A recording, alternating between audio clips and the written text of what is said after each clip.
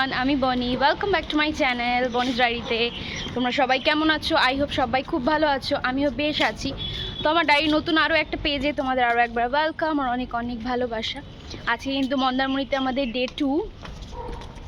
তো এখন যাচ্ছি আমরা সকালে রেডি হয়ে ব্রেকফাস্ট করতে। তো খুব শিগগির যেতে হবে, সময়টা খুবই কম হাতে। তো চলো যাওয়া যাক, তারপর আবার দেখা হচ্ছে। এরপর কিন্তু চলে এলাম ব্রেকফাস্ট করতে। আর এই ব্রেকফাস্টটা কিন্তু আমাদের প্যাকেজের সঙ্গে ইনক্লুডেড ছিল। তো চলো দেখা যাক ব্রেকফাস্টে কি কি আছে। তো প্রথমেই চলে এলাম, দেখলাম ব্রেকফাস্টে আছে ডিম সেদ্ধ, সাথে কিন্তু সুজি টাইপের মিষ্টি জাতীয়। খুব একটা ভালো আইটেম ছিল না, মানে আমরা যেগুলো খেতে ভালোবাসি সেরকম কিছুই ছিল না। মানে প্রতিবার এসে তো বম্বে বিচ রিসর্টে যাই, সেখানে হচ্ছে ব্রেকফাস্টের মানে ভ্যারাইটিস ছিল প্রচুর, কিন্তু এখানে সেরকম ভ্যারাইটিস নেই।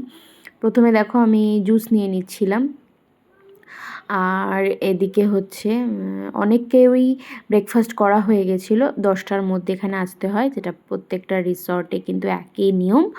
তো যাই হোক, প্রথমে দেখো জুস নিয়ে নিলাম, সাথে কিন্তু ব্রেড নিচ্ছিলাম, কারণ সেরকম বললামই তো আমার ব্রেকফাস্ট আইটেম সেরকম খুব একটা চয়েসেবল হয়নি, আমার পছন্দ হয়নি। যার জন্য দেখো ব্রেড প্রথমে নিয়ে একটু সেঁকে নিচ্ছিলাম। এখানে কিন্তু ব্রেডটাকে গ্রিল করার মেশিন আছে, তো সেটাই করে নিচ্ছিলাম। আর আজকে কিন্তু আমাদের মন্দারমণিতে ডে 2, আর আমরা কিন্তু ডে 2তে মন্দারমণির এই বিচে কিন্তু, মানে এই বিচে বলছি, এই রিসর্টে কিন্তু দুঃখিত রুম পাইনি, কারণ এখান থেকে ব্রেকফাস্টটা সেরেই কিন্তু আমাদের চেক আউট করতে হবে, কারণ এখানে আমরা কোনো রুম পাইনি। তো যাই হোক, ব্রেডের সাথে নিয়ে নিচ্ছিলাম বাটার, আর সাথে কিন্তু একটু জ্যামও নিয়ে নিয়েছিলাম। পাপান খাবে, পাপান যদি বাটার দিয়ে না খায় জ্যাম দিয়ে খাবে বলে। যাই হোক দেখো, আর আজকে ছিল কিন্তু নেক্সট ডের এটা আমার লুক, কেমন লাগছে অবশ্যই জানিও। তারপরে নিয়ে নিলাম আলুর পরোটা, আর সাথে ছিল কিন্তু সাউথ ইন্ডিয়ান ফুডও ছিল, তোমার ইডলি, ইডলি না কি বলে, হ্যাঁ ইডলিই ছিল, ইডলি সাম্বার এগুলো ছিল। তো সেগুলো তো আমি খাই না, তাই ওগুলো স্কিপ করে গেলাম। আমার সাউথ ইন্ডিয়ান ফুড একদমই পছন্দ না, আমার ভালো লাগে না।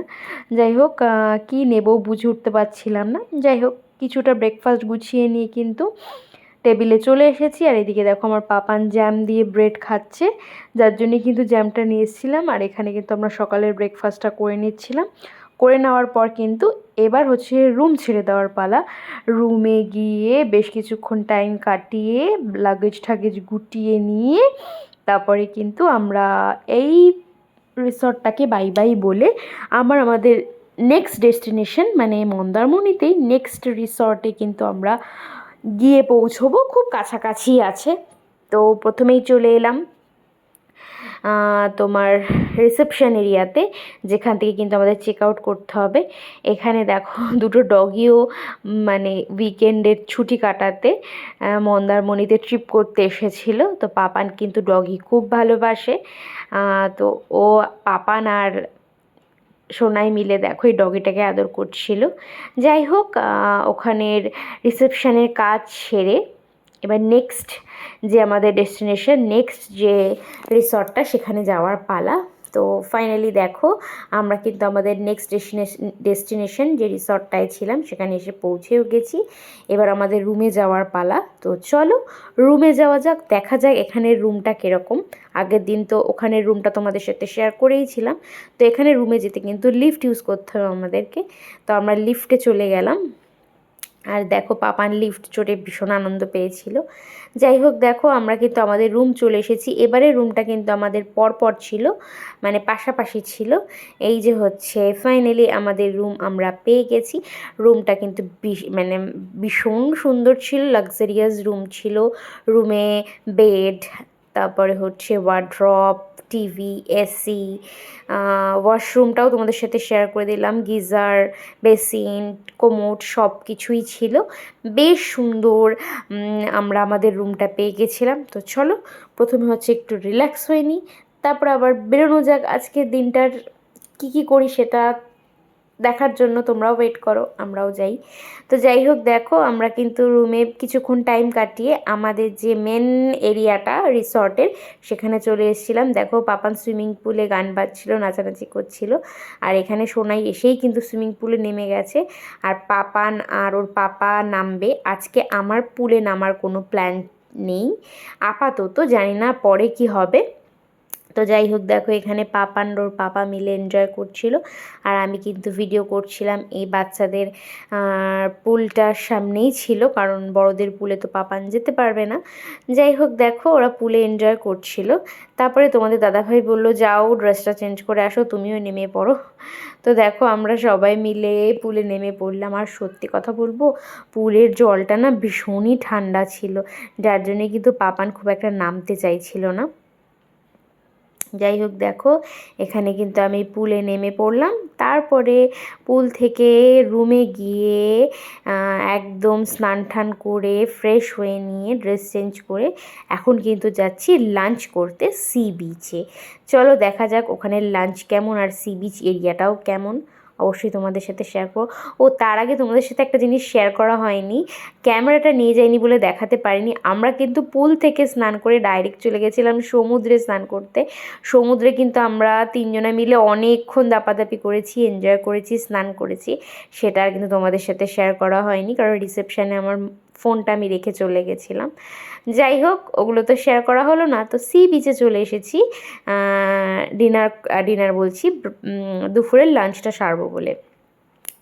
তো দেখো এখানে কিন্তু পুরো বাঁশ আর কাঠ দিয়ে তৈরি ছিল, আর অনেকটা উপরে গিয়ে আমাদের লাঞ্চ করতে হবে।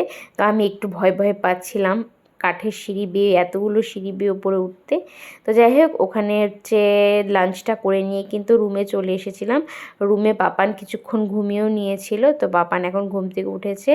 আর দেখো পাপানের দিদি মানে সোনাই পাপানকে বলছে দাও আন্টি আমি ওকে একটু সাজিয়ে গুজিয়ে দিই, আমরা এখন আবার বেরোবো। মানে এই রিসর্টেই থাকবো, রিসর্টের এরিয়াটা। আর কোথায় যাব বলো তো, একটু হচ্ছে মন্দারমণির সি বিচে ঘুরতে যাব। তো দেখো ভাইকে সাজিয়ে দিয়ে এখানে কিন্তু দিদিও রেডি হচ্ছে। আর আজকে আমি আর রেডি কিছু হব না, যা পরে আছি তাই পরেই বেরিয়ে যাব। যাই হোক, দেখো প্রথমেই চলে এলাম পার্কটায়। এখানে কিন্তু ওরা এসে সবাই মিলে খুব খেলাধুলা করলো, এনজয় করলো। তারপরে কিন্তু আমরা যাব তোমার বিচের দিকে ঘুরতে। তো দেখো এদিকে পাপান ওর পাপার কোলে উঠে পড়েছে, আর আমরা কিন্তু গুটি গুটি পায়ে বিচের কাছেও চলে এসেছি। আর মন্দারমণির এই বিচটা কিন্তু এখন ভালোই ভিড় হয়, আগে কিন্তু ফাঁকা ফাঁকাই ছিল। নিরিবিলিতে সময় কাটানোর জন্য সবাই মন্দারমণিতে আসে ঠিকই, কিন্তু এখন দীঘাতে লোক কম গিয়ে মন্দারমণিতেই বেশি আছে। তাও না, মন্দারমণির বিচটা খুব রিল্যাক্সেবল, খুব মানে লোকজন খুব একটা হয় না বলে কিন্তু সেই একটা ঘিঞ্জি পরিবেশ না, বেশ মনোরম পরিবেশ। এখানে কিন্তু আসলে কখন যে সময় কেটে যাবে সমুদ্রের ঢেউ দেখতে দেখতে আর গর্জন শুনতে শুনতে বোঝাই যায় না। আর সমুদ্রের পাড়ে এসেছি, সি ফুড খাবো সেটা তো অবশ্যই। তো দেখো চিংড়ি মাছ ভাজা নিয়ে নিয়েছিলাম, আর তোমাদের দাদা ভাই কিন্তু আমাকে এই ব্রেসলেটটা কিনে দিয়েছে। তারপরে ওখানে অনেকক্ষণ সময় কাটিয়ে আমরা আমাদের রিসর্টে ফিরে এসেছিলাম। ফিরে এসে কিন্তু আমরা কফি খেয়ে নিয়েছিলাম, আর বিচের ধারেও কিন্তু চা খেয়েছিলাম। আর এখানে তোমাদের দাদা ভাইয়ের আমি একটু কোয়ালিটি টাইম স্পেন্ড করছিলাম। আর এখানে খুব সুন্দর গান হচ্ছিল, আর এত সুন্দর লাইটের এফেক্টটা ছিল না, ভীষণ ভালো লাগছিল। তো বেশ কিছুক্ষণ সময় কাটিয়ে রাতের ডিনার সেরে নিয়ে তারপরে কিন্তু আমরা চলে গেছিলাম আমাদের রুমে রেস্ট করার জন্য, মানে রাতের একটা ঘুম দেবো, কাল সকালে উঠে আবার বাড়ি যাওয়ার পালা।